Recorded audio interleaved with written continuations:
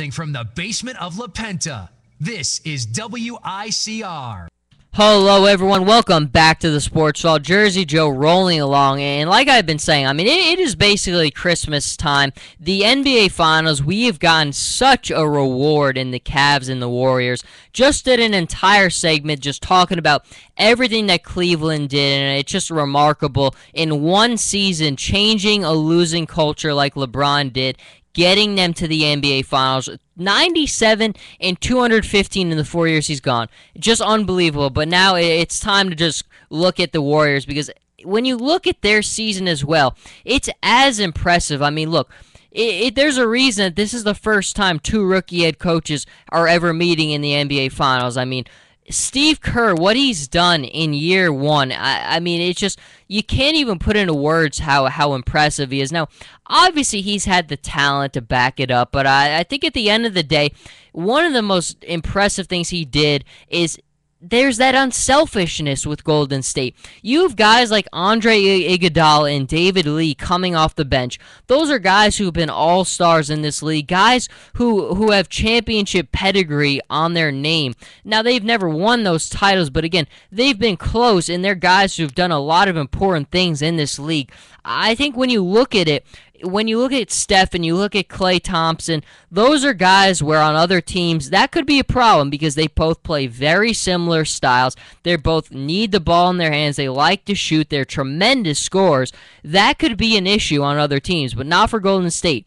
This is a team that gets along. This is a team that buys in. There's a collective unselfishness here, and I think Steve Kerr is as much to do with it as anything else.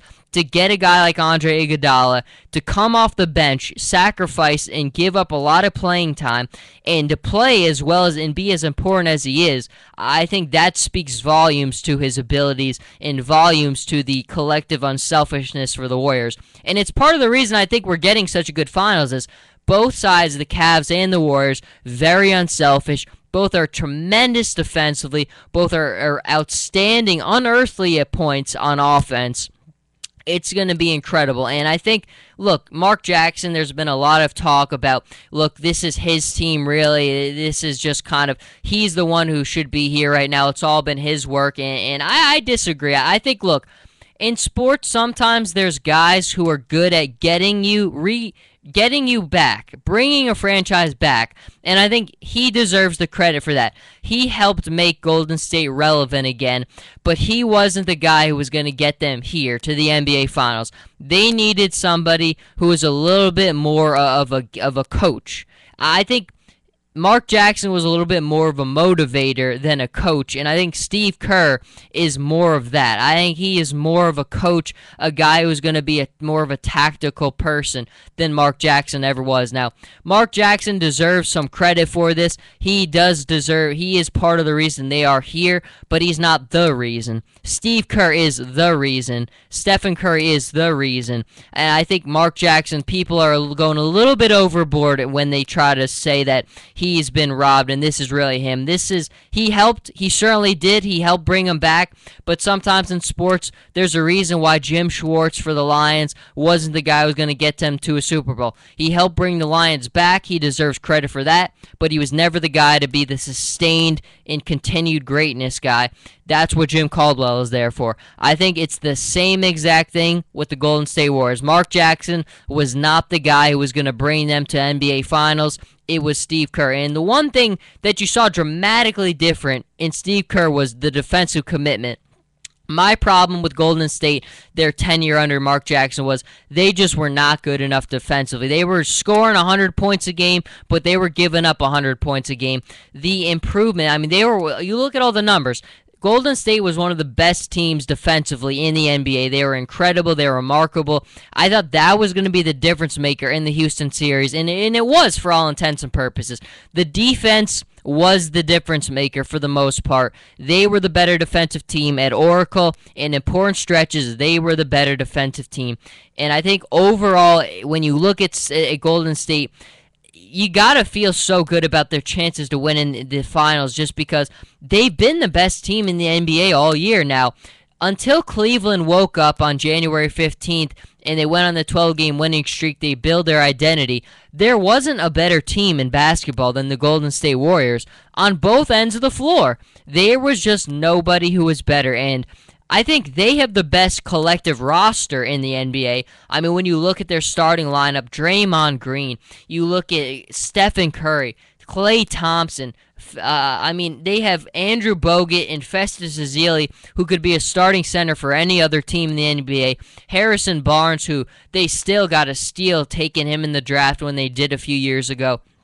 They have, and then like I said, the unselfishness. You have Andre Iguodala, David Lee, guys like that coming off the bench. Livingston was a huge pickup for them. I thought in the offseason, that was one of the best moves of the offseason of free agency last year, was bringing in him from the Nets. You saw how good he was and how good of a change of pace point guard he was for the Brooklyn Nets last year. He was huge for them, and they've just been incredible. I mean, they probably have the deepest roster in the NBA, and I think when you look at how they're going to match up against Cleveland, I'll save that for the third segment, how it's going to pan out. And look, they have a very, very good chance to be holding up the trophy, because I think at the end of the day, when you look at them, they have been the best team in basketball, and I think it's been on the defensive side. It's been certainly on the offensive side, but we've always known what they could do on the offensive side. The thing that you needed to see from them this year was defense, and I think at the beginning of the season, when we were all kind of evaluating where the Warriors were kind of going to stand, that was the thing we all were kind of wondering. How was Steve Kerr going to take this team to the next level on defense? Because we knew they could score against anybody. They could outscore anybody. Where they were going to make the difference was on the defensive side, and that's one thing they certainly did. Steve Kerr, I can't say about how much. I mean, look, I think Mike Budenholzer did deserve Coach of the Year because he did more with less than anybody else did.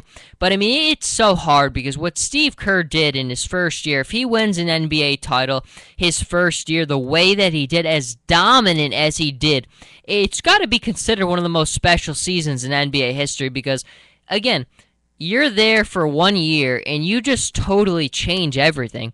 You have one of the most remarkable runs in NBA history. I mean, they had an incredible season in a Western Conference that, let's be honest, I mean, look, you look at the standings right now. Houston won 50 games. Los Angeles won 50 games. Portland won 50 games. Memphis won 50 games. San Antonio won 50 games. 7 teams in the Western Conference won 50 games, and New Orleans is 5 away from winning 50. The level of competitiveness in the Western Conference it's one of the most competitive eras we've seen in a long time. For them to be as dominant and win 67 games, as dominant on both ends of the floor as they were, basically at Oracle Arena, one of the most difficult places to play. I mean, at home they lost twice this year. Incredible. I mean, what Steve Kerr has done is something that's remarkable. I think if they win a championship, and like Cleveland, it's been a while since they've been here as well. So both franchises, it's been a long time since. I mean, Cleveland has never held up a championship trophy for the Cleveland Cavaliers. Golden State has in '75.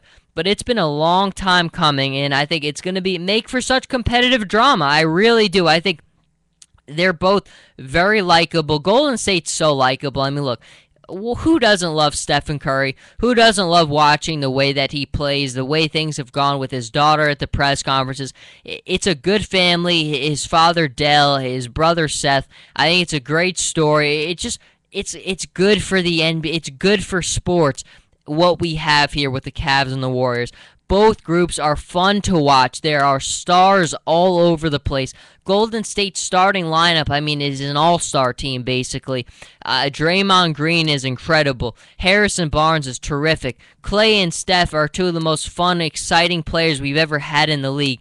This is good for sports. It's good for basketball. And I think when we look back at the season that the Warriors had, the improvements that they made, look, I think, again, people are going to continue to talk about Mark Jackson, and it will be a little bit awkward with him calling these games because you can just kind of sense it. There is awkwardness there, but I'm never ever going to shy away from that belief that sometimes in sports there are guys who are just not meant to take you to that next level. There are guys who can resurrect you and are good at doing that, but some guys are just not meant to do both. And clearly, I don't think that was what Mark Jackson ever was intended to do.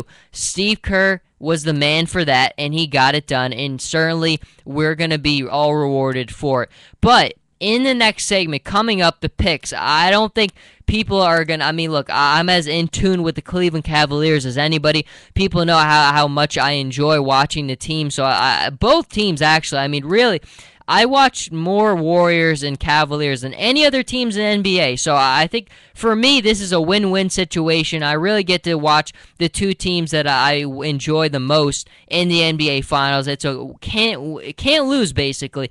So I will break it down who I think is going to win. Look, it's going to be crazy, but I think it's all going to hinge on Kyrie Irving. But before I get too much more, I'm going to end it here, and we'll reshift and get right into it. But don't go anywhere. Coming right back.